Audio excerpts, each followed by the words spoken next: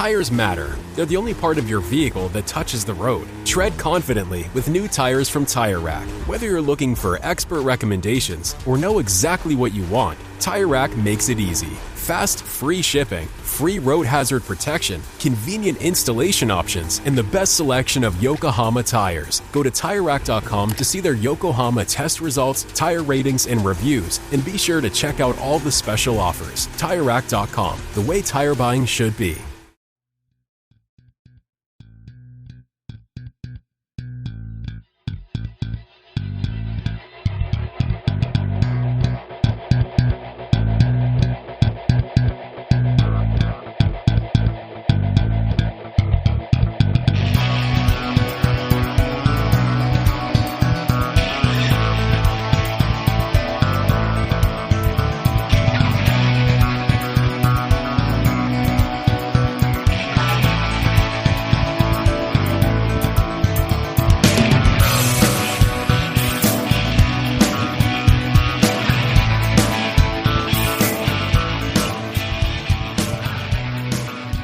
Welcome back to the Boundary Corner podcast. Along with my partner, Brian Siegler, I am Curtis Wilson. This episode is brought to you by Dr. Lord Jeremy Counts at Main Street Pharmacy in Blacksburg. If you love this podcast, if you love the Hokies, if you love the town of Blacksburg, make sure you are supporting Main Street Pharmacy whenever you make your way to town. And like we said last episode, we got some stickers there down at the pharmacy. Go see Jeremy. Tell him that Boundary Corner sent you. Get yourself a free Boundary Corner podcast sticker. So head on down to 301 South Main Street in Blacksburg. Buddy, you made it here under the wire. Sliding in. Youth baseball on a Tuesday night, 7:20 first pitch. Ooh, barely made it in. But I'm here. You snuck her in. We're live. We only went about 15 minutes later than we were hoping for, which, considering the late start and all that, not bad. Not bad at all. And we thought about maybe moving it to Wednesday, but then that would give me 3 extra late nights. And I was like, nah, screw that. Tuesday's going to be late regardless. Let's just go. Let's talk about everything college football. Let's talk about Georgia Tech this week. Let's talk about the CFP in a little while here. Let's talk about the new Big 12 deal. But, Brian, let's kick it off and let's go back. More heartbreak for the Hokies. Let's recap NC State. Hokies fall 22-21 on Thursday night. And it's one of those stories where it wasn't like Miami. It wasn't us clawing our way back. 18-point lead in the later part of the third, and we blow it, man. Just brutal. I went to bed at like 1 because it took a while to come down. I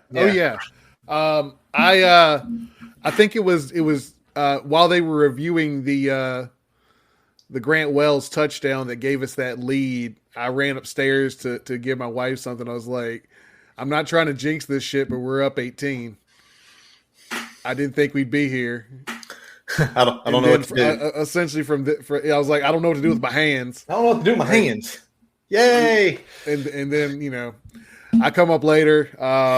It's after midnight. She's like, how'd it finish out? I was like, it's after midnight. What the fuck do you think happened? What do you think happened? It's midnight. Well, man, I had a few guys in the neighborhood over, and 2 of my neighbors, shout out Ben, shout out Mason, they're Tech alums. And the other 2 guys aren't. And when we went up 18, one of the non-Hokies said, y'all got this in the bag, 18. And Ben looked at him, shot a look like, you haven't watched us play this year, have First you? time, huh? And thus began the roll down. And not just this year, man. I mean, we've seen this movie play out for a while for the Hokies. So I mean, as soon as that first touchdown happened, and with the ease that it happened, I was like, "Oh, okay, we're in for a long fourth quarter." We are, and we were. Win or lose, it's going to be way more interesting than it should be. A lot more interesting. And let's talk about this. Let's talk about the defense, because I want to give the defense. I want to give them their kudos first. Oh, Coach Compton. All right, Robbie. So let's talk about the defense. So for the better part of 3 quarters, they absolutely got the job done. They held NC State to 3 points. Aggressive play calling against NC State. They were attacking, it seemed like, all night. We didn't – fewer missed tackles in the first 3 quarters than we'd seen probably for the last few weeks at least. Yeah, for the last few weeks, definitely. And it seemed like they were just loose. Yeah. Right? Playing loose. They weren't looking at the scoreboard. They were just kind of attacking and following the game plan and playing like they belonged. Yeah. Playing like they belong. And we know Devin O'Leary wasn't there. We know it was Chambers in the first, and then the rook or Morris, the freshman, who was a 4-star. It's not like he was a 2-star. He was a 4-star out of Georgia. He wasn't just holding down that third spot. He was a solid player that probably just maybe wasn't ready for prime time yet, but and they pushed him. He showed up anyway. He did show up anyway. But again, the defense those first 3 quarters, even with Mason in there, they couldn't get anything established. And it felt good, but Brian, you made that point. As it got to the end of the third and then the fourth, it just kind of fell off 19. Roughly, they had 19 points in 8 minutes. 19 points in 8 minutes. And I know you got to see some of the tape. What do you felt like was the swing? Why did we quit attacking? I feel like it's a combination of things. You got to lead. You end up being a little more conservative, trying to conserve, the depth that we have, because we still have depth problems on defense, and in this game we especially had depth problems at corner. We only had really 4 cornerbacks available that are on scholarship, so that kind of put us behind the 8 ball with how we were deploying our cornerbacks, and as they started taking some more shots, that became problematic. It was like you're damned if you do, you're damned if you don't. If you blitz and you don't get there, you got tired cornerbacks on islands. If you play more conservative, you let them kind of take chunks down the field a little bit at a time. And we kind of got in a situation where the snowball started and we couldn't stop it. Yeah, and it sort of stinks because I think the reason probably we went to zone, you mentioned it, I heard Coach Pride mention it today in the presser, was the depth. Amani Chapman and Masan Delaney played every snap, and we were over 76. Brian made the point Friday when we were chatting. He's like, did you see the difference in the plays? I'm like, and I looked at the wrong stats. I'm like, they're pretty close, Brian. He's like, look again. They ran 76. We ran 54. And Mansour Delane and Armani were out there every snap, which when you're down to 4, we saw DJ Harvey play a lot at nickel. We did not see much Breon Murray. So really it was only 3 guys getting the majority of those snaps. Yeah, Cam and Cam's out. Cam Johnson, Alvis, both of them were late scraps. Also, Strong. Yeah, Strong was obviously already out for. So you had three guys that could have helped you a little bit depth wise that weren't able to go going into that game. It was tough. Absolutely gone. And then it was. Coach said it today in the press. I don't know if anybody listened about learning how to win games. And he says it's something we have to do as a team. And you know what? Before this season started, we were roughly, I think it was 1 game under 500 with the class of 18. That's basically a coin flip whether you win or not. And, Brian, how did you say it on Friday about that big play down the field? I basically said this, like once they got that one big play down the field and then they got in the end zone, it was like we remembered that we weren't as good as we had been playing for 3 quarters. And that's that mentality that we keep hearing about, learning how to win, learning how to finish. Dude, you played collegiate ball. And your teams were good. Your own teams that competed in the ODAC, trying to win that conference. It is something. Some people say it's fictitious. I don't believe that. I believe every single sport you ever play, you have to learn how to win. And that is something we don't have right now. And it showed maybe the silver lining is the last 3 weeks, it showed a little bit more and a little bit more that we were getting closer. Yeah. It went from losing by 2 scores at Pitt to 1 score at Miami to 1 point at NC State. Yeah, and it's when you talk about winning, it's the little things.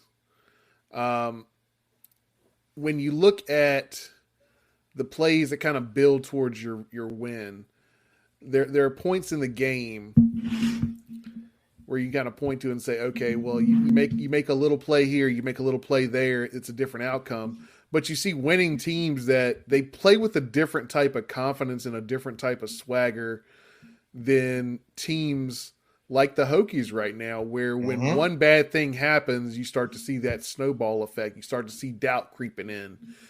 You start to press a little bit and make mistakes that you wouldn't normally make.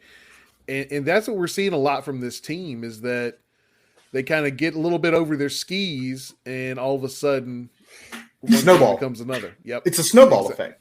Exactly. That's the thing. You talk about getting over their skis. They lose the technique. They start playing outside themselves, not within themselves, not within the scheme. And that's learned. And, we see mistakes and stuff this year, and I'm not calling for anybody's job this year, because I've seen enough from each member of the coaching staff that when they get the right players, when that mentality, well, we talked about it last week. I talked about it with the Moore brothers, who had the least amount of time under the old coaching staff, and they have looked like two of the best offensive linemen we have. And that takes time. And obviously, probably what hurts the most is we punt with 6 minutes left and we never get the ball back. Yeah. One stop. That was the big thing for the stop. defense. We just needed one stop. We got them to third down twice, couldn't get off the field. Couldn't finish it. Now, let's talk about the offense, because Jesus Christ, let's talk Jekyll Hyde with this offense. That first half, they knew everything we were doing. They took away the run game. They took away the short passes. Yep. They dared us to beat them downfield. And from what I can remember and what you've seen, we really didn't try that in the first half. We didn't try it enough, or with enough variation. When we took the shots, it was kind of a little bit more calculated. We weren't doing it off of first down, where maybe the defense wasn't expecting it as much. We were doing it in very telegraphed ways. Definitely third down. We were trying to take some shots here and there when we had third down and long situations, but we weren't trying to catch them off guard or get that first down big play that can kind of set your offense in motion. True. We were very predictable, and it showed the way they reacted. I mean, I know that's a good defense, but we should have – the first half should not have been as bad as it was if we would have done some things differently that took them off edge a little bit. Absolutely. That's the truth. But then, Brian, we talk about that, and then we see – and this is these little things we see. We see an absolute 180 in the adjustment. And when we come out in that third quarter, we get the ball, 6 plays, 78 yards, under 2 minutes, and score a touchdown. I mean, it was that opening third quarter drive. I said it was the best opening drive we've had of the season. It's probably the best offensive drive we've had all year. Very true. In terms of execution, in terms of keeping the defense off balance, it was the best drive on offense we've had all year. Yeah, and if you take a look at it, it was Wells running the ball, and then he hits Daquan, and then Daquan again, then Malachi with a good 6-yard run. And then the next thing you know, it's a penalty. We get downfield, and then we're inside the goal line. Grant runs it in. And it was like it was – nothing was huge. It was, 15, 7, 8, penalty gets you 15 more, and then you're in. Yep. It wasn't, it wasn't like the next drive that we got. I mean, we got those like intermediate chunk plays that we haven't been consistent enough in this offense. We need a lot more of those type of routes, those type of schemes in the passing game. and we need that more consistently because that seems to be our bread and butter, whether it's Daquan, whether it's working Caleb Smith in there as well. We need more of that. We've been relying too much on kind of the short game and hoping that we can, break a tackle or matriculate the ball down the field 6 to 8 yards at a time. I mean, eventually we need to start getting those 15 to 20 yard chunk plays consistently. I'm not saying we got to do what we did on the next drive all the time, but let's start moving the ball downfield a little bit with a little bit more confidence in that intermediate game. Absolutely. And then the next drive, I mean, home run. Those intermediate routes opened up. That safety didn't shade to Caleb's side, and it was a perfect – I mean, that was a beautiful, beautiful deep pass because Grant dropped it in the bucket. Caleb didn't break stride. 80-yard touchdown. One play, 11 seconds. Yeah. That's what and that's how you take the momentum from the other team right there. I mean, absolutely. You get the one score, obviously that changes the game. You get that second one, now you got a team on their back of their heels a little bit. And you get it in one play there. So that really kind of was the first huge play that we've had since really Boston College in terms of like really big chunk play going for a touchdown. Yep, absolutely. And then now the next drive was a punt, but Brian, me and you talked about today how it's okay to punt sometimes, but how much positive yards did you get? Well, we got 23 positive yards. So, they had a punt to us. We got the ball roughly let me do the math here, roughly at like the 25-yard line. We went 23 yards right at midfield. We punted. They got the ball at their 20. Then they had a punt back. And then it was that last really, again, it was another solid drive.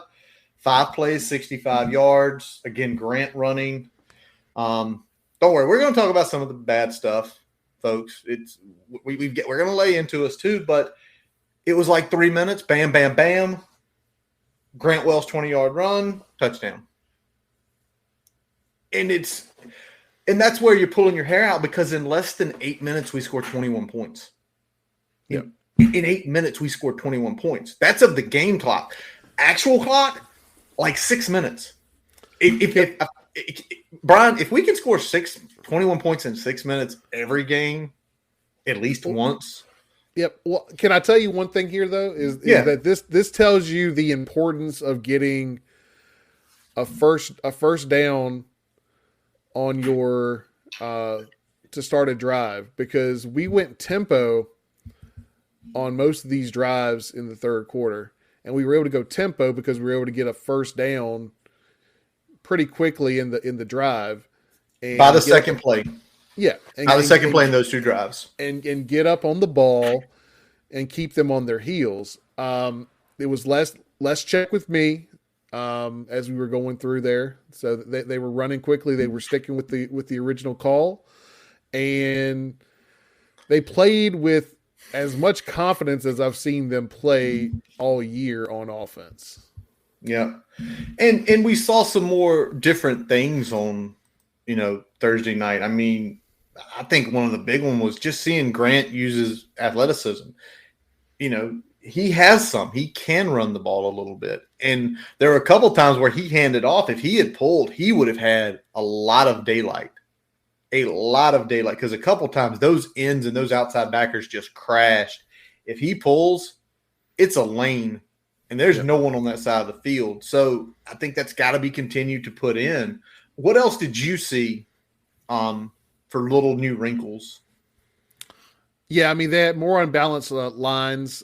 We saw that might be something that we could catch them in when we were talking in the preview episode there, and they went that way. So it's good to see that they, watched the Syracuse tape like I did.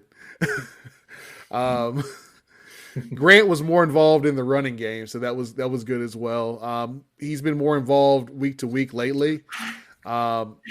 Various degrees of effectiveness. Obviously, when they've got the loaded box, lot less room for him to operate. We saw that kind of in the first half, but as we were more effective with other aspects of the offense, some of those rushing lanes opened up for him in the second half there. And obviously, we've already talked about it. The second half shots downfield, we need more of that, more consistently. Grant throws a good deep ball, especially when he's got time. He's connected on quite a few here. He sails a couple here or there, but when he's got time, when he's able to throw one-on-one, he throws a pretty good one. So we need more of that. I mean, is that something you want to see early, though? Is that something that you feel if we take a shot early and hit one, the safeties won't creep up, linebackers won't be sticking their nose in the gaps? It's like we get burned deep a couple times. You've got to change your philosophy up. And it did kind of change their philosophy up, but we couldn't get anything done the rest of the game. We were struggling because essentially we played our hand, we played our trump cards, and they knew what we were going to do, so they were able to adjust. So somebody could say, "Did you do it on? Did we do it too early?" I wouldn't say we did it too early. I would say we need to be able to be good on first and second down, even when we're not calling shots downfield. Because our problem right now has been we're very ineffective rushing on first down. So that puts us in a bad second down call that doesn't always work. And now we're in third and medium, third and long situations where we've struggled off and on. And we struggled on third down mightily in this game. Oh, my God, did we? Not even a joke. How bad? 9%. Yeah. We converted 9%. We converted 1/3 down compared to them almost converting 45%. That magic 40 number, Brian, continues to – he floated out there. If we keep them 40 or under, we're going to win games. And that's as simple as getting off the field one or two more times on third down. And we came close 2 or 3 times in that game to getting off the field. But and if close doesn't matter. Close doesn't matter. You got to get it done. Close doesn't matter at all. And, didn't rush the ball good again. Just 1.9 per carry, after adjustments off 26 rushes. And what a lot of blew up in the subsequent evening, we should just say late night hours and the next day, was what's on the coaches, what's on the players. And, let's talk about some of that. We're going to talk about first the game management on the coaches. And the first big one, and again, I'm going to shout him out, Mason. He sits over there on the 2-point conversion and says, why the heck are we calling a timeout? They're going to go for 2 here to get it down to 3 points. Why do we have a call a timeout? That obviously using that hurt in the 6-minute drill. We had 1 timeout to burn at that point in time. If you have to, maybe you do get to stop. Or maybe they get in field goal range and they have to kick a field goal with a minute left and you still have time to operate. Now, Pride did mention today that they had the wrong personnel on the field, and at that point in time, those 2 points were too important. At that point in time, and I like he said at that point in time, because at that point in time it was. If they don't get the 2 points like they didn't, it was still a 2-possession game, or essentially they could not tie with a field goal. They had to score a touchdown. But on the other hand, this is something where it's like that learning experience for a first-time head coach. Dude, you've got your players out there. This is becoming a tight game. Timeouts are important, right? Yep. Yeah, and that's after you probably you burned one that you needed to earlier, but then that meant that you couldn't afford to burn another one ahead of the final drive as things got tighter. Timeouts are at a premium. It's one of those things I know, hindsight's 2020. It's like, oh yeah, we should have conserved that one. Yeah, and I think we should have. Sometimes I think that's where being a coordinator versus being a head coach kind of comes into play. I think that's a timeout that a coordinator wanted to take that a head coach might kind of say, nah, we're just going to let this one roll. We're still going to have the lead regardless what they do. Yeah. We're going to have the lead. If I have this in my back pocket, if we're driving the field and it is a 1-point game and we need a field goal, we have 2 times where we can really attack the middle of the field and just burn the time out and get set up for the next play. And then that gives you a chance to potentially get off the field late in the game and have a chance to work into field goal range. Whether it's a 1 or 2 point game at that point, it doesn't really matter. Exactly. Now, let me ask this, and you said this was big on your game management piece, is you said Brent Pry trusted his defense to win the battles when we had the lead instead of staying aggressive. Is that going back to him being a coordinator again versus being a head coach, where if he's the head coach and Chris Morris the DC and Chris lays back that one play, he's taking his hat off and saying, attack. I don't care about this sitting. Attack. I don't care if you have to put guys who are inexperienced in. Attack. And we know at the end of this season he will no longer be the defensive coordinator and calling the plays. But again, is that the coordinator hat finding its way? I think it's some of that. I think it's, we talked about it earlier with wanting to keep guys fresh. I think he was attempting to kind of stem the tide, as it were, with, we're probably our thinnest at the defensive line and in the secondary, especially at corner in this game. And, you take your foot off the gas a little bit there, trying to kind of keep your guys fresh, but now you've given them confidence. And I think all they needed was like a little spark of confidence, and that kind of woke them up a little bit. And it also reminded our guys, hey, you're the team rolling in here with the losing record while we're still ranked in the top 25. And it kind of showed from there on out. Even when Pry got more aggressive as we kind of went down the stretch there, I just think that little moment almost was like a switch for both teams. And anybody that says momentum isn't a thing doesn't watch college football. Doesn't watch sports. Doesn't watch. Well, I don't have it on back here, but I just looked. Houston had all the momentum after the weekend, right? Yep. That game got canceled last night because it rained in Philly all night. Philly came out today, and they're blowing the doors off of it. 7-0 so far. I wish I had it on back here so I could halfway watch the game. And Philly was able to line up their pitching better long-term for the rest of the series, too. Momentum. All right, let's talk about quickly the offensive side of the ball. All right, how tough is it? You mentioned to me it's like he was too late adjusting to the box. How tough is it for – obviously, this is the first-time coordinator to make that adjustment in the box down to the field. Is it too big of an adjustment, or is it something where a more seasoned guy would just say, we've got to change it, I don't care. I would rather die by taking the risk that I know if we make this change, we maybe can make a touchdown or we can move the ball?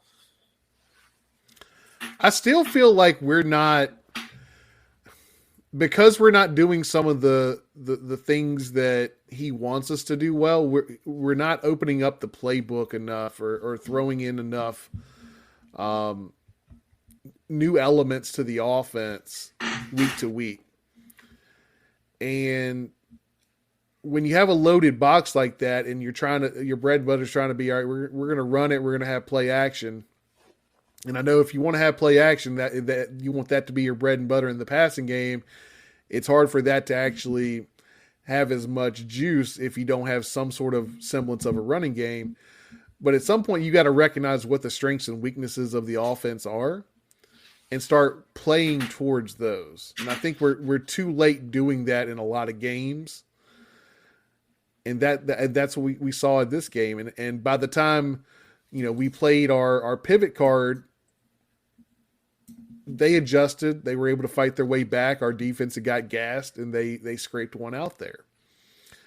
And he's never really gotten the offense settled after the Thomas injury in this game, because that felt like another switch for the offense. We were kind of cooking a little bit, and then when Thomas went down, we kind of never we did look like a different team out there. And I know Thomas wasn't exactly tearing it up rushing the ball, but he had a couple good grabs in the running game, especially that one down the sideline. Amazing grab down the side. That was an amazing catch. So he gives the offense a little bit of a spark that, especially in this game when you didn't have Keyshawn King and you had Holston coming on in the game after that, you could really see how that impacted the offense. It just looked like they kind of became a shell of what they showed in the third quarter. Well, it's that whole piece of we aren't as good as what we've been playing. That 8 minutes, and then Malachi gets hurt, and it's the snap back to reality moment of we're not as good as what we've just did. Those big plays, those solid runs, those drives, we're not that.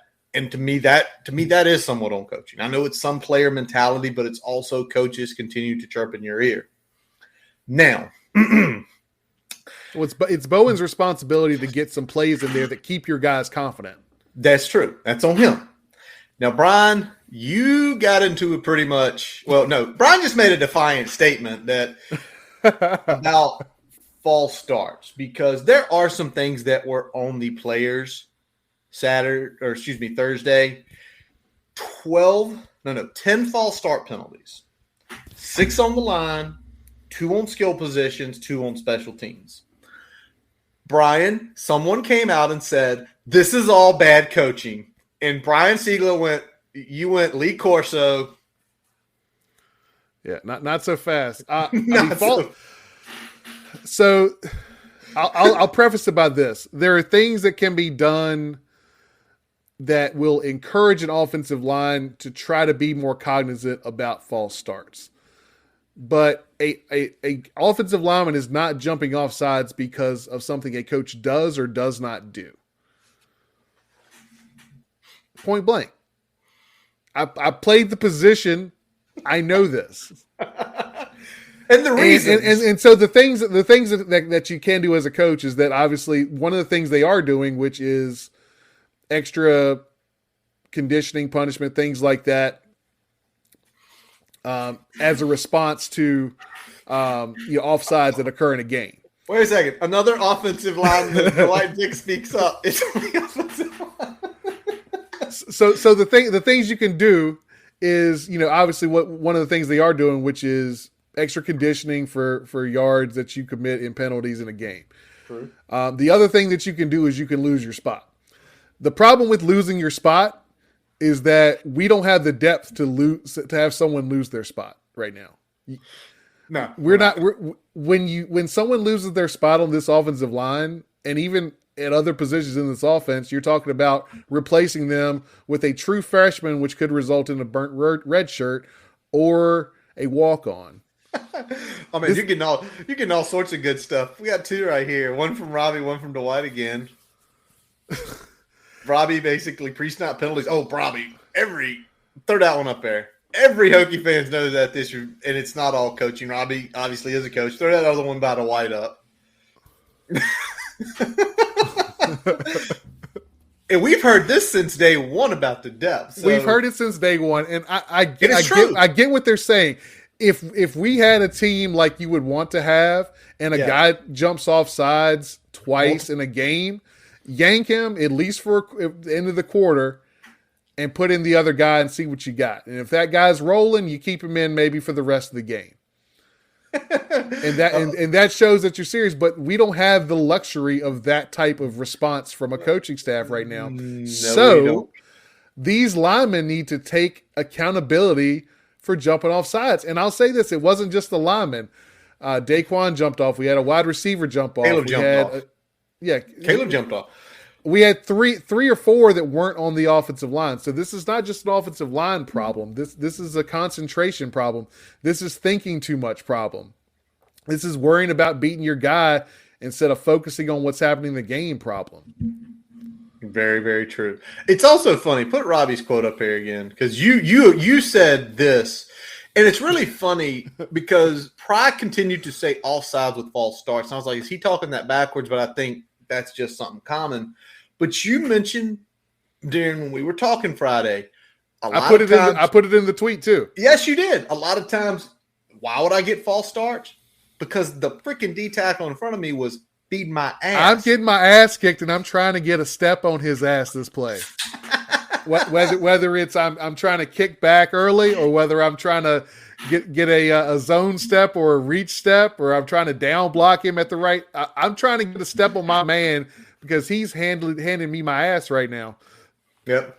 All right, couple other things, Brian. Let's mention about on the players. Chance Black muffing those kickoffs.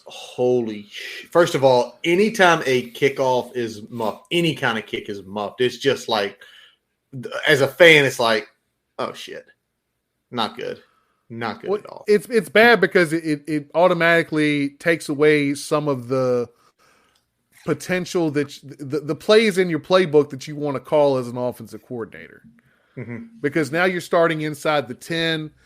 Those play calls are going to be a lot more conservative most times, especially for a team like this that hasn't had a ton of success with just lining up and doing what they do to a defense regardless of what kind of looks they're getting. We don't have that kind of offense right now. So now you either take the risk of taking shots from inside the 10, and if you don't hit it, now you're punting to them, in that 40 to 50 yard range, or you're risking a safety in a tight game and things like that. Or you get more conservative till you get that first down or two. And we never got that. Now we got handed a gift that we ended up giving back on the next couple plays. True. On that penalty. True. On the late hit on Wells out of bounds. Wasn't a late hit necessarily, but the unnecessary roughness of throwing him around after he rode him out of bounds. Peyton Wilson had him. If he just lets him go and rides, it's nothing. But when he jerked, they weren't going. He didn't initiate that action before he went out of bounds. Yeah, so it was the steps were out. And I think the last thing, Brian, Coach Price said it, you said it. It's all the pressing, and it's the pressing is when when you start pressing, the technique's gone. You don't play within the structure, and bad things happen. And I go back to what I think about this class being under 500 going into this year. I don't think a lot of these guys who have been playing here for the last 4 years, guys, you come to love, you love to see them play, you want to see them do well. I think that is what it is. And I think it's literally going to take a lot of new blood to flush that out of the system. I've said it a lot, and I know I'm kind of reiterating some of the stuff I've already said elsewhere, but we've got a lot of veterans that have played, that have been role players on this team, that we are asking them this year because of our depth concerns to be the man at certain positions. And some of that may be beyond their skill set. And we're talking about spreading that out, not just at one position, not just at two positions, but probably over about 5 or 6 positions. We're asking guys that are more veteran role players to be veteran leaders and veteran standout players on this team. And that works for a quarter or two, but we're seeing it doesn't always work for 4 quarters. That's it. And that's what we're seeing a lot of. So when you see these young guys going out there and competing, that's a good sign because it shows that we could have that potential down the road, but we've got a lot of backfilling to do. We do, and it's going to take we talked years, about it last week. It's going to take the portal and the cycles to backfill kind of the situation that we've kind of been dealt with the last 2 to 3 years of recruiting and way the roster has been managed in those periods, which was not good. But you kind of started it right there. But I think we, as fans, everybody's pissed we're 2-6. I think because we're a little. I mean, I'm pissed we're 2-6. I'm pissed we're 2-6. But I think us being a little older, we start reading between the lines because the record is what it is. We're 2-6. That's who we are. But if you start looking at this team and the record, we have only been truly drilled once, and that was Carolina. They were 24-10 at half. They won 41-10. We were drilled. The game was over early third quarter. It wasn't close for a long time. Yeah, it wasn't close for a long time. But you kind of sit back and say, Brian, a lot of these other games, it's right there. And at the end, it falls apart. And there are quarters where me and you both say, if that team right there, third quarter this week, if that team right there showed up 75% of the time, we would be winning 75 or 80% of our games. Like those quarter stretches. Now, the defense, we've seen it multiple quarters. We saw it against Miami. We saw it against State. We saw it the first 3 quarters against West Virginia. The defense has consistently put 2 and 3 quarters together in a game. Not they haven't 4. necessarily played 4 yet. BC. Four BC. great quarters. Yeah, BC I'll give them probably BC. closest. I'll give them BC. But we know how bad BC is. So yeah. But with the offense, it's like one-off quarters. And when I say one-off quarters, I mean this week, that third quarter, 8 minutes, 21 points. Yeah. 8 minutes of the game, 6 minutes of possession, 21 points. I ain't trying to say we're Alabama, but that's Alabama shit. That's Tennessee shit. That's Ohio State shit, where it's like bam, bam, bam, 21 points, 6 minutes, and that's how they bury you. But you look at that game, the Miami fourth quarter, the early first quarter into the second at Pitt, where it's just like 14 points, 17 points in short stretches. So I sit here and it's like a silver lining, and I say, people are already saying Tyler Bowen should be fired. No. First of all, I don't think anybody's getting fired year one. If that's your go-to, like, we should fire people. Go look at Tennessee. Go look at a lot of these programs that took years, that took 15 years to rebuild where they are. They kept firing people over and over. But I look at it and you see those silver linings in its consistency, right, Brian? Like, we've seen flashes, and it's like, shit. And I think that goes back to what I was just saying earlier, as like, you know, we're seeing these flashes, and we're hoping that we can put some of that more together.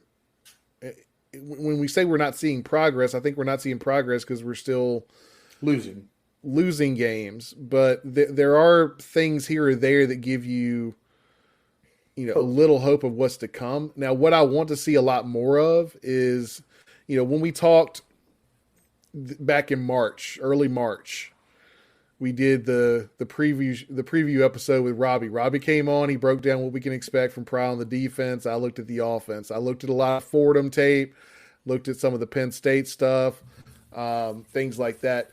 And looking at Fordham, you know, we saw some different things from that offense that we haven't seen yet in this one. And I don't know if that is, we're not doing this well, so we haven't kind of taken the next step and put this part of the offense in there yet.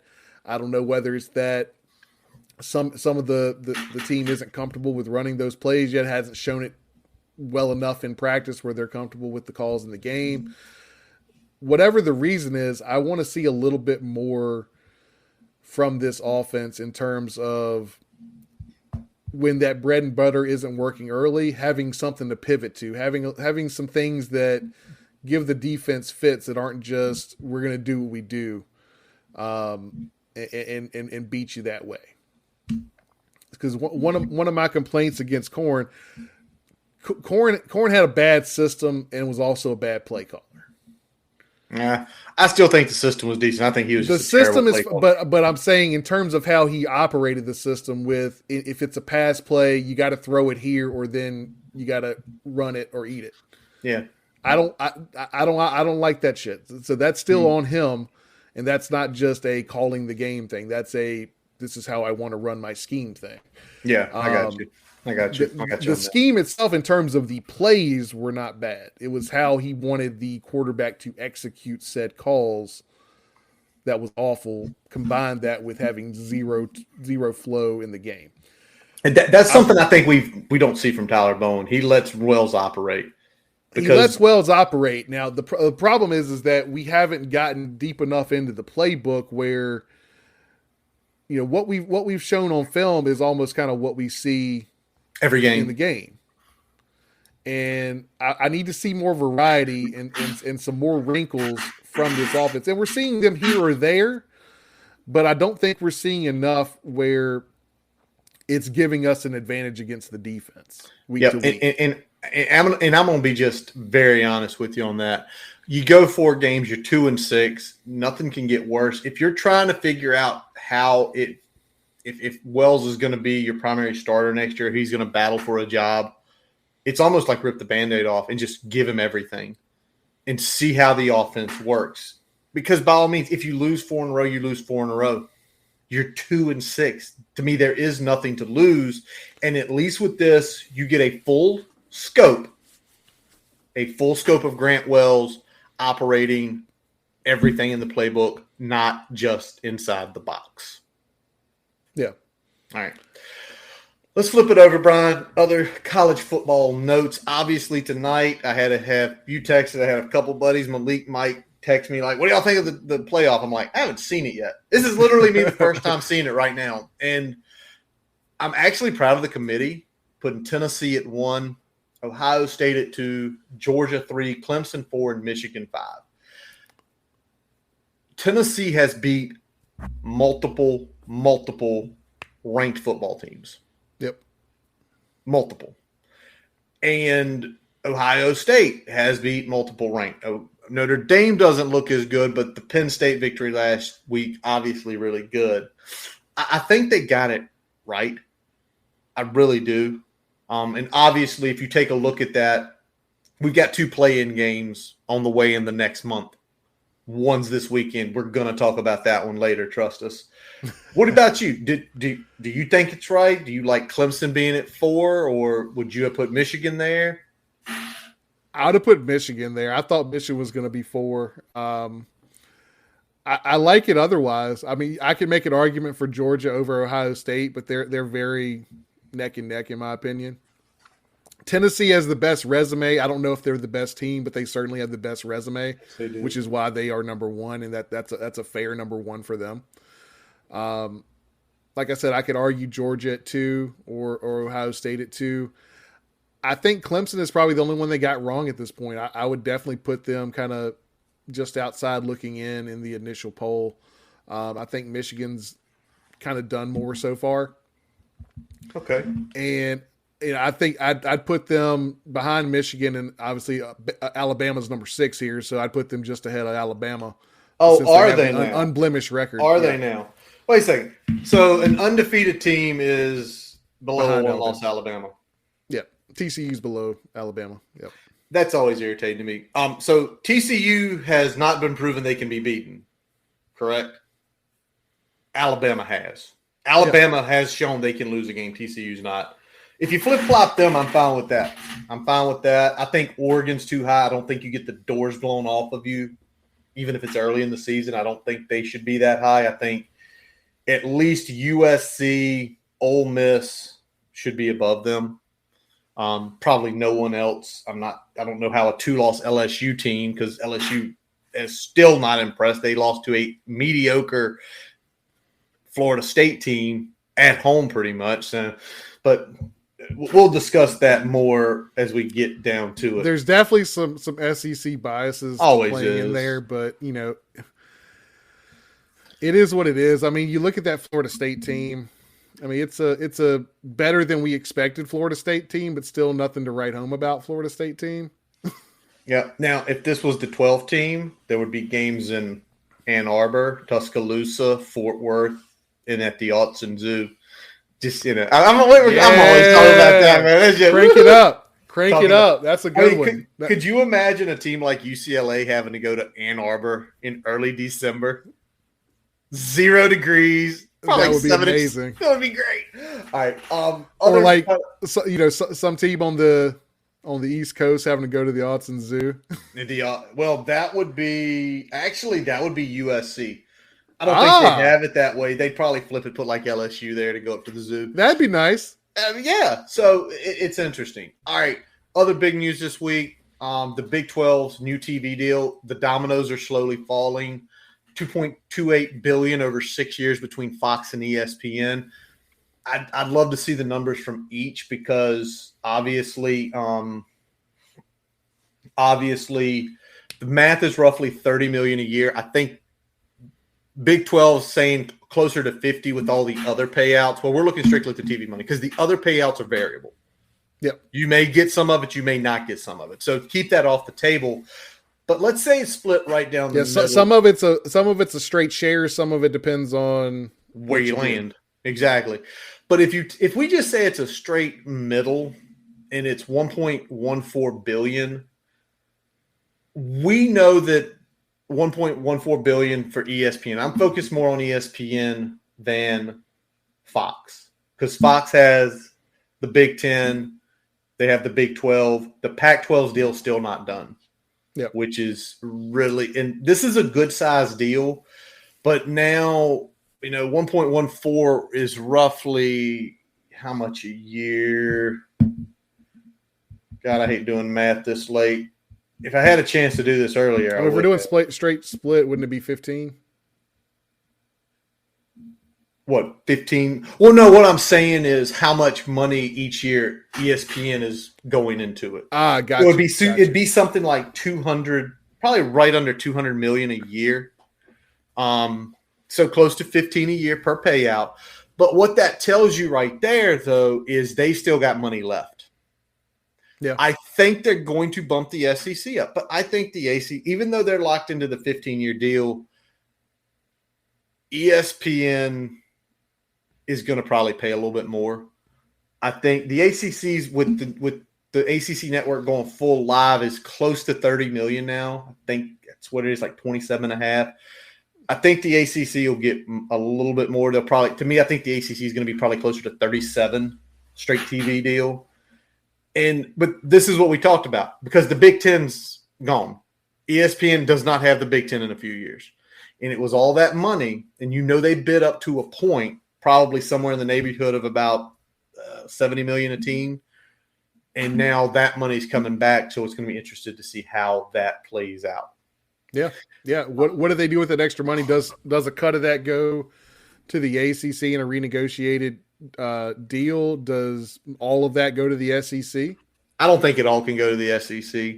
I don't think it does either. I think they get a good because of where their contract is now, they roughly only need about – I feel like they only need maybe – let me do the math here – maybe like $250 million a year to be above the Big Ten.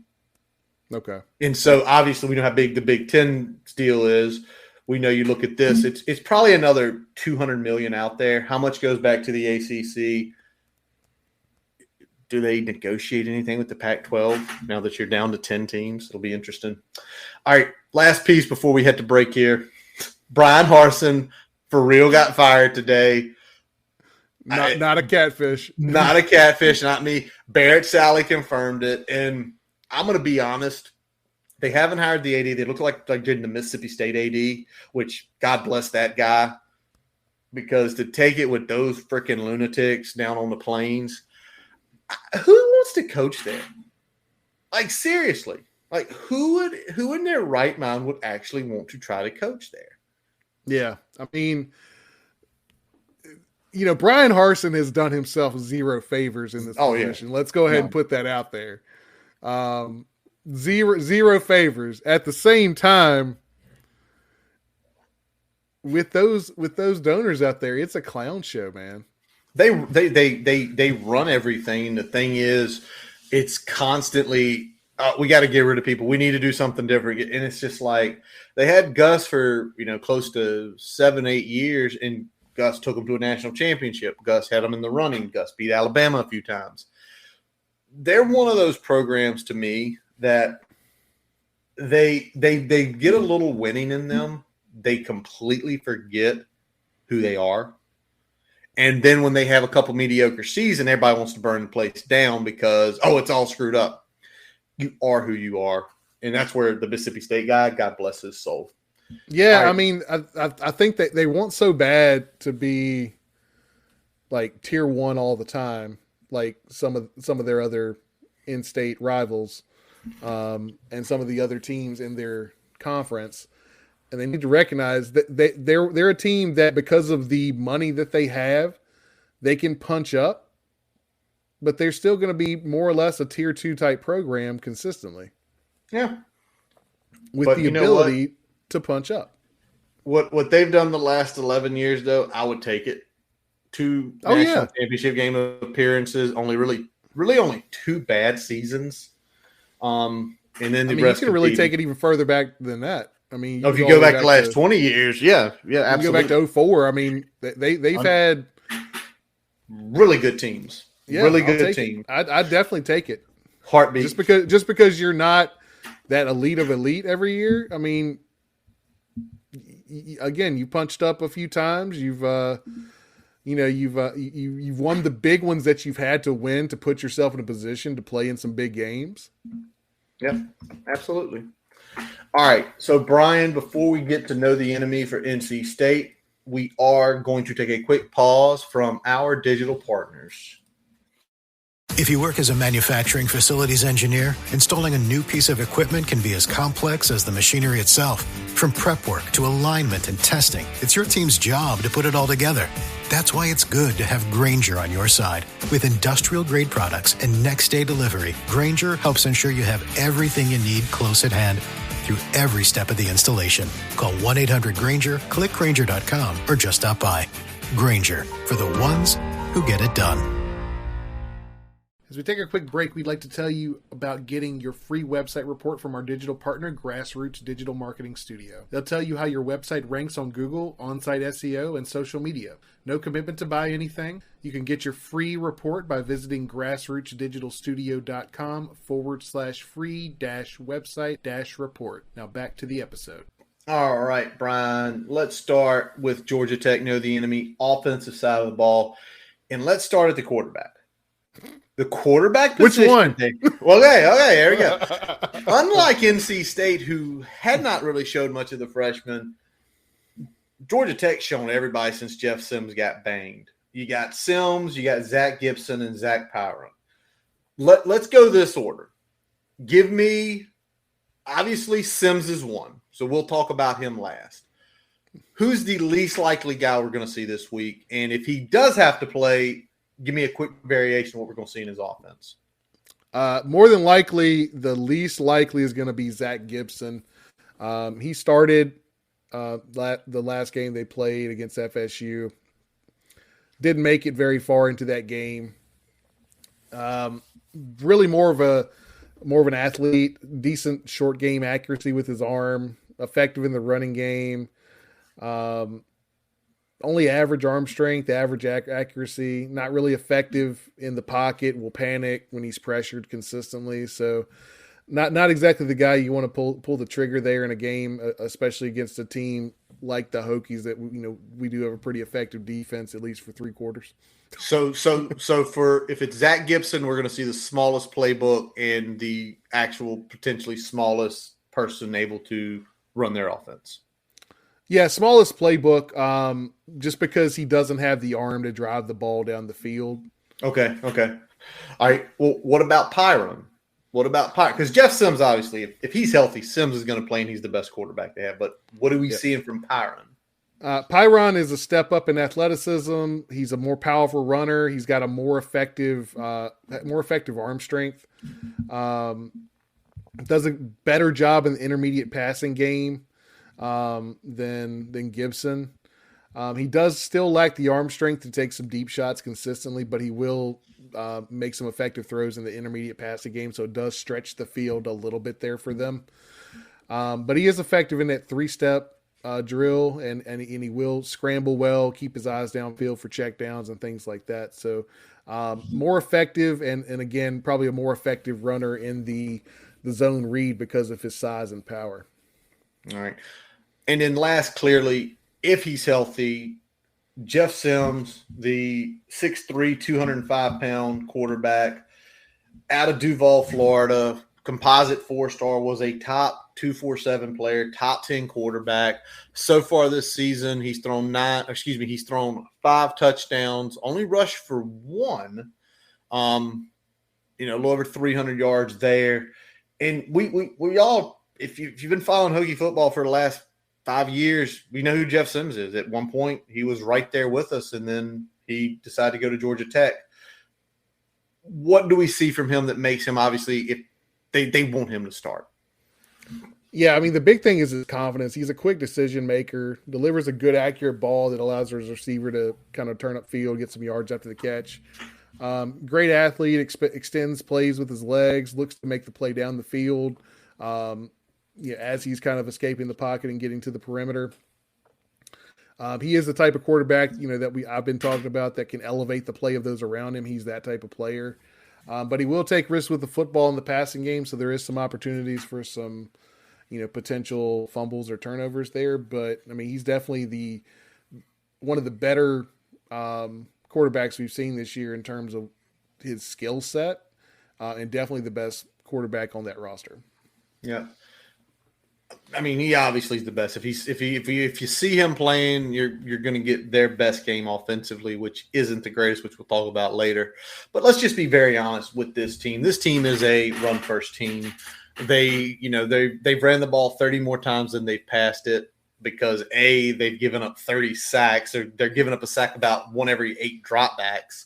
But they have actually two really good running backs. And the first let's talk about here is let's talk about Hassan Hall. A transfer from Louisville, class of 2018, was a mid 3-star there from the state of Georgia at Maynard Jackson in Atlanta. And, so far this season, Brian, with Hassan, he's averaging, just over 5 yards a carry, 315 total yards. Interesting piece here is no touchdowns. So that's something to keep an eye on. And, what are you seeing from him on the tape? Yeah, he's pretty effective catching the ball out of the backfield. Solid vision, and he's an angry runner, finishes his runs well. Good at identifying cutback lanes. That's where he kind of gets a lot of his extra yardage there. But he's not really a home run threat in the offense. He's not heavily used around the goal line. They usually focus more on some other guys, whether it be Sims or one of the other quarterbacks trying to get when they get around the goal line there. But yeah, he's one of those guys that gets you a lot of yardage kind of between the 20s. All righty. So now they have a second running back as well. And let's talk about him next. Let's talk about Dante Smith.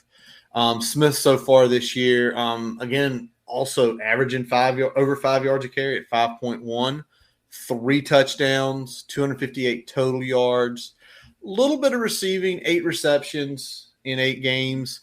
And, Kane was a mid 3-star coming out of Spring Hill in Columbia, Tennessee, all-purpose back. Not a lot of D1 offers, but, a little bit of speed there. What makes him a little bit different than Hall? Yeah, he's more of a perimeter threat than Hall, especially running the ball. He's primarily used as kind of their third down or change of pace back. Better blocker overall, and they do use him in some of the heavier packages around the goal line in place of Hall to kind of punch it in for 6. All right. And, just kind of looking in general with these guys, Hall is, I would say, the lead back of the two. He's out-carried Smith by, over 30 carries in, Georgia Tech's first 8 games. So roughly getting probably 4 to 5 more touches, probably seeing the field 8 to 10 more snaps than Smith just based on that. But obviously Smith has the nose for the end zone where Hall doesn't. And even though we've mentioned that this is a run team and you see Jeff Sims' numbers, he's got over 300 total rushing yards with a touchdown. They do have some receivers, and as we started kind of looking at a little bit of everybody, I thought about going to Nate McCullum, who is their leading wide receiver, but something with Malachi Carter just kind of caught my eye in a couple of his games. A couple of his games, he's only had a few catches, but put up kind of bigger numbers. And I wanted to kind of get your feel on him, Brian. Was a 3-star when he came out in 2018 out of Georgia. What makes him a little different where I see a couple of those games where he kind of popped over 15 yards a carry? Yeah, most of that's from the yards after the catch. He has good hands. He runs well after the catch. Mostly works from the outside, sometimes from the slot. Dangerous in the open field. He's not really used much in the screen game, though. Okay. He makes most of his hay in that kind of intermediate range. So when they are attacking a little bit more downfield, that's kind of where he makes his hay, and he does a pretty good job after the catch with some of those balls. Yeah, so I wanted to focus on that also when, Brian, when you kind of threw your notes in there, and it kind of made me think missed tackles. We've been better this year, but he's the guy we do not want to see get the ball in space and start missing tackles. He will make us pay. Yep. So I hope we can keep him under wraps for the game. But again, also listen, Mate McCullum, E.J. Jenkins, just a couple other wide receiver names there. All right, Brian, let's talk about it. Let's talk about the scheme on the offense, and let's talk about the offensive line. Yeah, I mean, I'd say probably, especially on pass pro, this is the worst offensive line unit we've seen since BC. We need to stay aggressive and keep pressure on them to keep them frustrated. They are good when they can kind of create predictable outcomes. They're not good when you get aggressive with them, when you confuse them. They become a shell.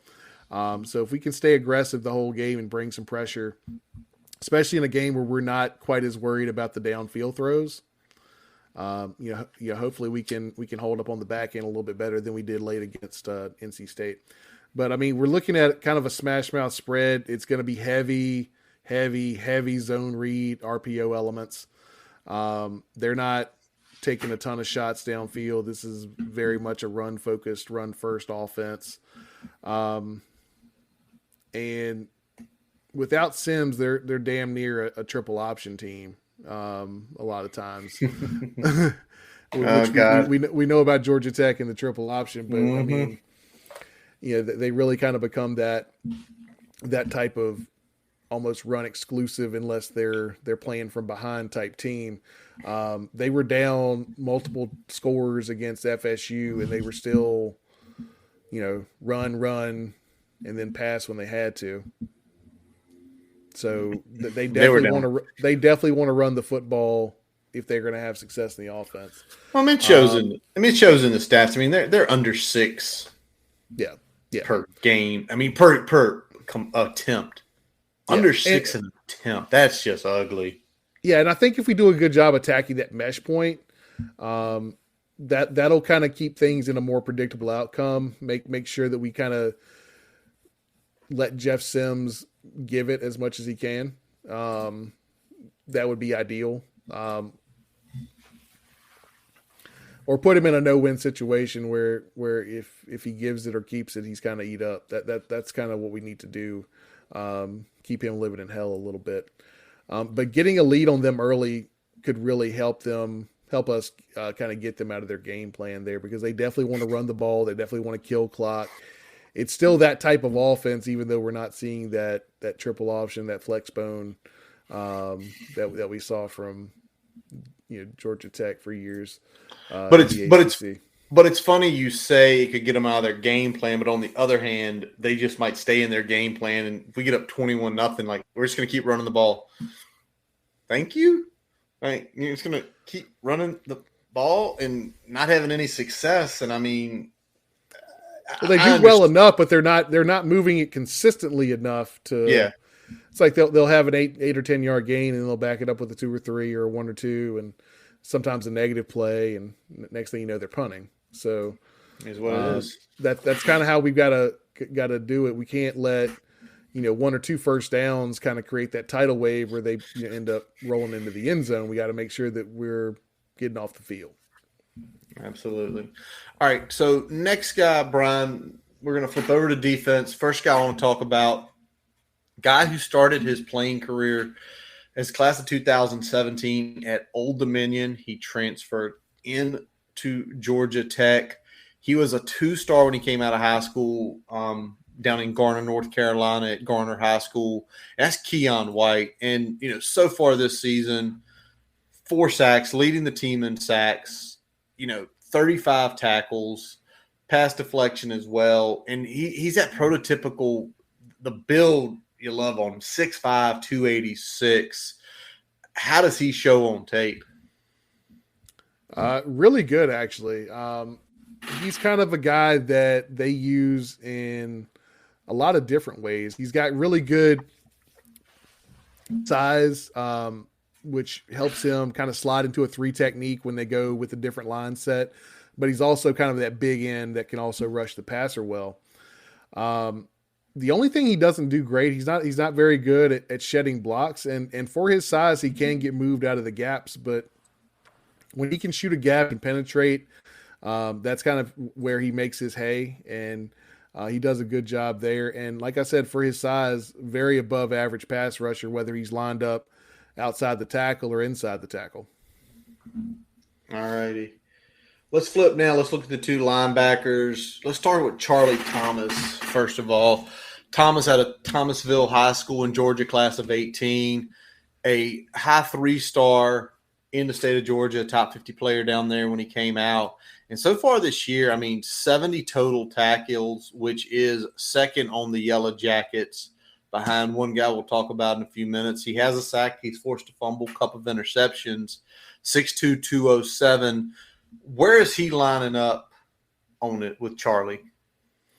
Yeah, so he's the position's called money. It's actually similar to the backer that we were used to in the Bud Foster system. So he's better against the run than the pass. He will blitz, but not quite as often as the guy that we're going to talk about next. Navigates the trash well to get to and attack his gap responsibility. He's inconsistent in coverage, but he's pretty solid when he can kind of read, react, and drive on a route versus having to sit back and kind of pass guys through zones or work in man. He will miss a tackle occasionally, especially when he's in pursuit, but he's really good when he's kind of playing downhill and is able to kind of square guys up. Now, when you talk about the inconsistency in coverage, is it just the eyes? Are the eyes? Is it just looks like the head's going everywhere versus, focus on one thing? We see when I hear you say inconsistent, the first thing I think of is he's not looking at the quarterback. He's looking at the players moving around him. Where when you're in zone, it's like, look where the quarterback is. If a guy crosses you, that's fine, but you still should be there, because if you're looking at him and he comes back across the field, well, you're going to be a half a second late. And you're not even going to be in the play. Yeah, it looks like he's thinking too much a lot of times when he's in that kind of true zone. When he's able to kind of see everything in front of him and just react to it a lot better. Nice. So that's kind of what it is. All right, now let's flip to the next guy, because I said he has 70 tackles. That's averaging 10 a game. Ayind Alai, number 2 linebacker, 6'3", 233 pounds, out of Olney, Maryland. 82 tackles, 3.5 sacks, 3 forced fumbles. Just last week against FSU, he had 11 tackles, so it's been consistent all year. When he came back out in 2017, he was recruited to Maryland. He did not come originally to Georgia Tech, so he was a transfer from Maryland. And he was a 3-star. Had a good, you take a look at his list. We did show some interest in him being up at Good Counsel. It's a pretty good high school up in Maryland, but a lot of good looks for him back then. What's the tape showing? The statistics say it. Is he their best player on defense, or? Yeah, best overall player on defense. He plays the Mac position, which is the Mike in the defense. He's got good length, plays fast, especially when he's blitzing. He does a good job of reading the play and attacking his gap. Good tackler, especially at the point of attack when he's kind of between the tackles there. Not bad in coverage, but he does struggle when covering kind of athletic players like a joker tight end or a wide receiver.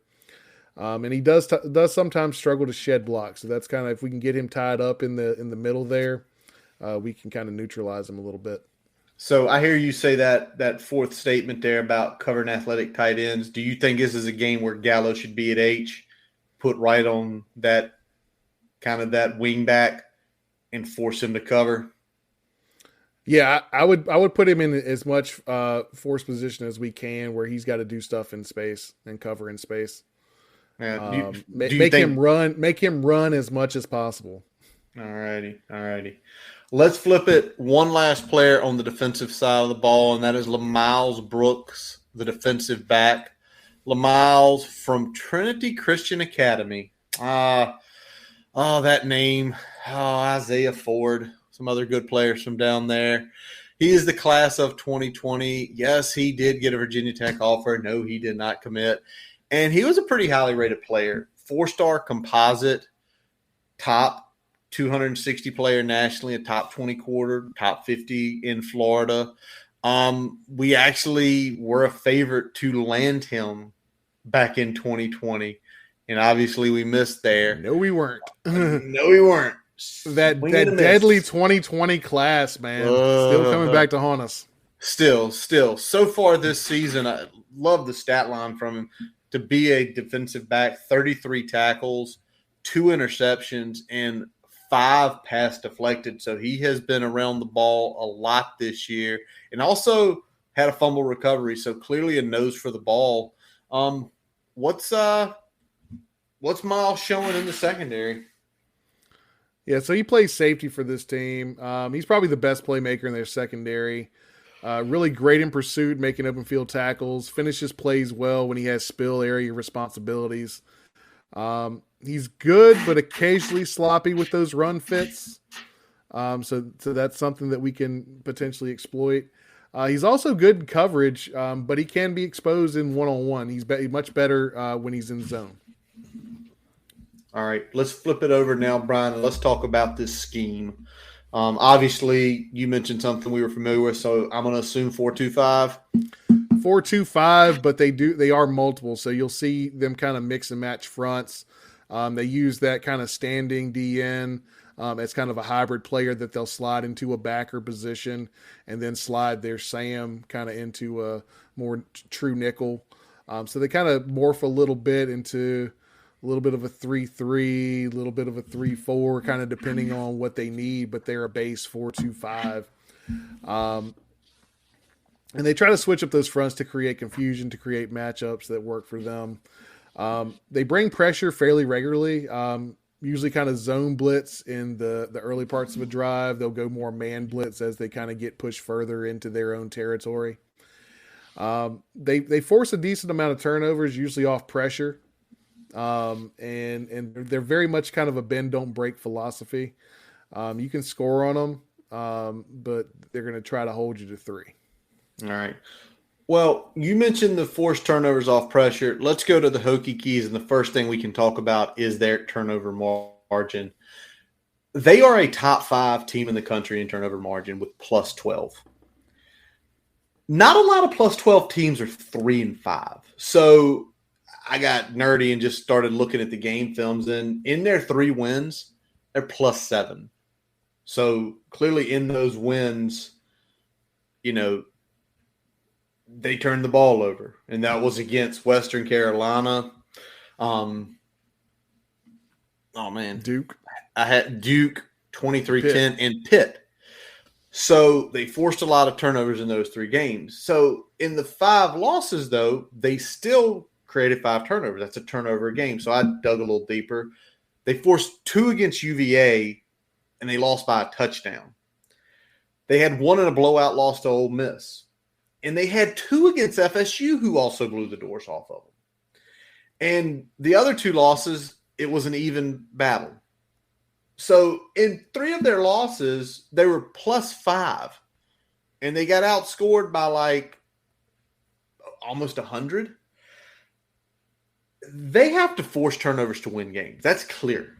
Yeah, they got to force turnovers to be competitive. And even when they force a bunch, UVA, they forced 2 turnovers against that bad offense, came up with 7 points against not really a good defense. Even when they force, they can lose. So I sit here, Brian, and I ask you, I think we just have to be aggressive, because what they've shown is even when they force turnovers, they don't do a hell of a lot with it. Yeah, we definitely can't revert into a shell if we make a mistake. We got to keep being aggressive, pushing the ball downfield, keep them on edge. Because, I mean, they showed against FSU, they had essentially a 6-point turnaround on one play where they forced a fumble with FSU inside their 5-yard line, and they ran it back to like the 22-yard line and only got 3 out of it. And they had another turnover later in that same quarter. FSU had 2 turnovers early and was winning the whole game. I mean, this isn't something where they do a whole lot with those turnovers. So if it happens, don't panic. Stay aggressive on offense. Stay aggressive on defense. Don't let that sudden change become 6 points. That's it. But it's also difficult them to score points, and that's where I go to the next key. Is it's going to be our defense general. This offense is 118th in the country. They are not a good offense. They're 125th in scoring. They're below us in scoring, which says a lot. Not good, Bob. I mean, even in their 3 wins, the offense has not been good at all. And their biggest scoring output was 26 versus Pitt. So you talk about a defense get-right game. We looked good for 3 quarters last week. Let's bring it 4 quarters like this team, like we did against BC, and keep them under 2 touchdowns. Yep. Yeah, so, and the big thing is slowing that run down. If we can slow that run down, then they're not going to be a team that can do anything offensively. So we'll see. Speaking of run games, I think the Hokies run game is going to be a big key. Said it in the presser today. Malachi's doubtful, which gives me a sliver of hope, but also gives me a sliver of hope, too, that he won't play until he's ready. And good news about Keyshawn King, probable, so we're likely going to see him, probably a combination of Holston and Duke. But Georgia Tech, I mean, I look back at the UNC game and talked about them being a bad offense as far as rushing the ball. Georgia Tech, 101 this year, giving up over 177 yards a game. So I think between the combination of Wells, King, Holston, and Duke, I want to see at least 130 to 140 yards on 30 to 35 carries. That'll make me feel better. But maybe 3.5 is where I should be happy per attempt. We got to do better than we did last week. And I know this is a big step. This is a big step down in terms of front and in terms of linebacker play overall. And that's not knocking the 2 guys. I mean, I think they're probably 2 of the better players on this defense, but we were looking at 3 NFL caliber linebackers last week. We were. And some solid players in that front. Yep. So we're not getting that this week. No. This is a big step down. We should see better this week in the running game. So if we can get, like you said, I think 135 would be a good number, 140. If we get above 150, great. But if we can get around that 135, 140 range, at or just above 3.5 a carry, I think that'll be effective enough, especially if we're being aggressive and pushing the ball downfield in the passing game. Absolutely. Let's go back and talk about what we talked about earlier. The biggest key to this game, and hopefully growing some confidence with this team, is we've got to string the multiple quarters of productive football across all elements. Yep. It's what we're missing. We can attest to it and probably say, if you string a couple extra quarters in Pitt, in Miami, and 1 more quarter in NC State, it's 3 wins versus 3 losses. The team's 5-2. Yep. And that's it. Let's look at NC State. We had 2 bad quarters of special teams play. We had 2.5 bad quarters of offense, and we had 1 bad quarter of defense. Yep. And all came at separate points during the game. Yep. Offense early when the defense was humming. Defense and offense together in the third quarter. You outscore a team 21-7. That's big. That's what you want every quarter. And then the special teams, I think it was first and fourth weren't as good. But it's just stringing the quarters together, because that builds momentum. That builds confidence. You see guys play better. And I think a team like this that do not have the firepower to hit you back quick, it's kind of what the Hokies need. And Brian, let's flip it over and let's talk about predictions on this game. And unfortunately for me and you, for a while now, we've been going against the Hokies. And what's your feels this week? Well, I'm not going against the Hokies this weekend. I've got an actual repeat of last year's final score. All right. I think that we're going to be effective driving the football. I think we probably don't close as many drives as we'd like to, but we're effective enough moving the football against this defense. I think we give up a couple scores to them, but then we kind of settle in, and we finish this off. I've got 26-17 Hokies. All right. And I'm not far behind you because I do hope that we can continue our streak of picking these games correctly. I'm going a little less than you on both sides. I think it's 24-10 Hokies. I think what we saw last week with that defense, NC State has some playmakers. We talked about that. They were missing the quarterback, and I think what they found last week was likely the guy that's going to succeed Leary when he steps away. And I really think defensively, I can't see watching Georgia Tech a few times this year. They just look pitiful offensively. And with no real threat of a passing game, I think Brent Pry probably can feel comfortable playing some guys he may not be as comfortable with. And I think we pull the W. And I think it's going to feel nice on Saturday afternoon as we sit down and crack a game for our big screener. We're not picking separate games this week. There is only one game. In the AP, they're 1-2. In the CFP, they're 1-3. And that's Georgia versus Tennessee. And that's obviously Hendon Hooker. Georgia is a 8-point favorite down in Athens between the hedges. The over-under is 66. And this has been one I've been just thinking about, sitting at the baseball game, even thinking about it. Umpire has a son that's Tech fan, or not a Tech fan, excuse me, a Tech student, a senior up there. And I think what I'm going to have to say is I think I'm going to take Tennessee to win the game outright. And I am going to go over the 66. Okay. And I think what I'm kind of feeling in this situation is something like a 38-33 game where it's going to be a war. But let me get your predictions first, and then I want to kind of hit what we talked about earlier about this game. Okay. I am going to go 34-31. I'm taking Tennessee to win outright, and then the under just barely hits. Barely. You're going to be sweating that if it really is 31-34 late.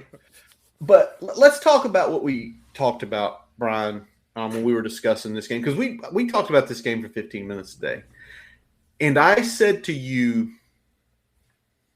if Tennessee gets up 2 scores early, do you have the confidence that Georgia can firepower back? I think they can, but it's not a sure thing, right? Because we've seen up and down ability in that area. Kent State. Yeah. So, it's really hard to say, do they have that in them? When we look at we were talking about taking out the outliers earlier.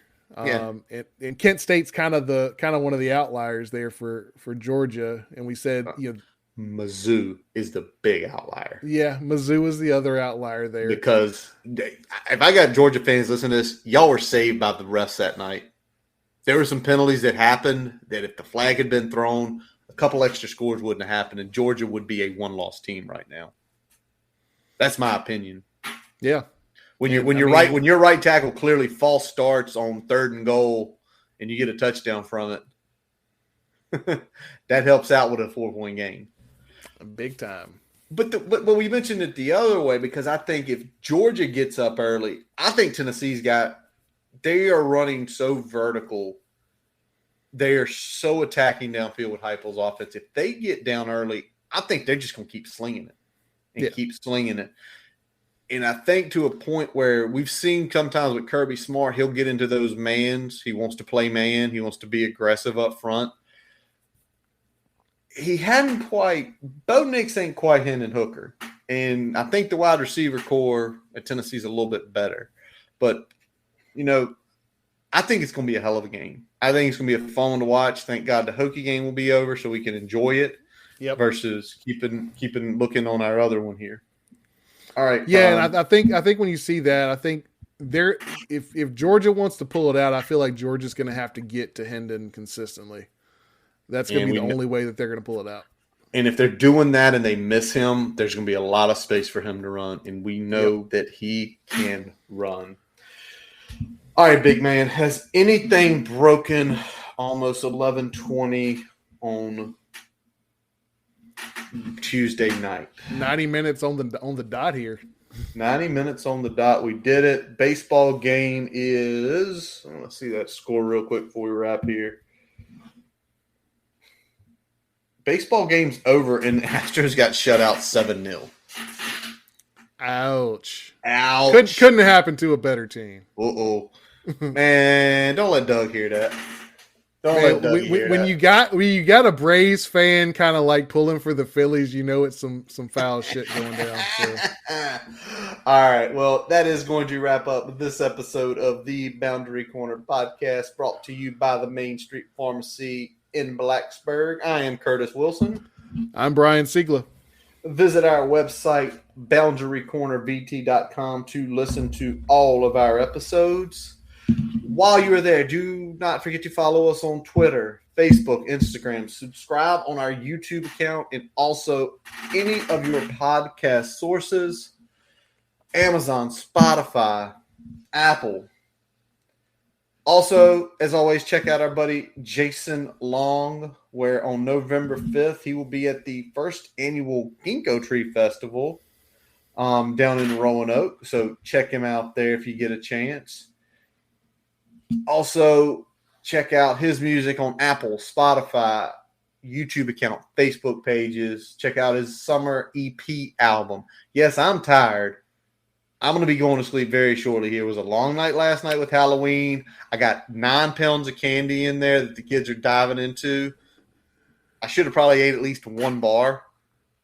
Yeah, you needed a sugar rush after the game. I did. I had a Dr. Pepper. I couldn't eat chocolate, man. But little DP? Little DP cherry. Little DP cherry. Really good. Also really good with a little whiskey.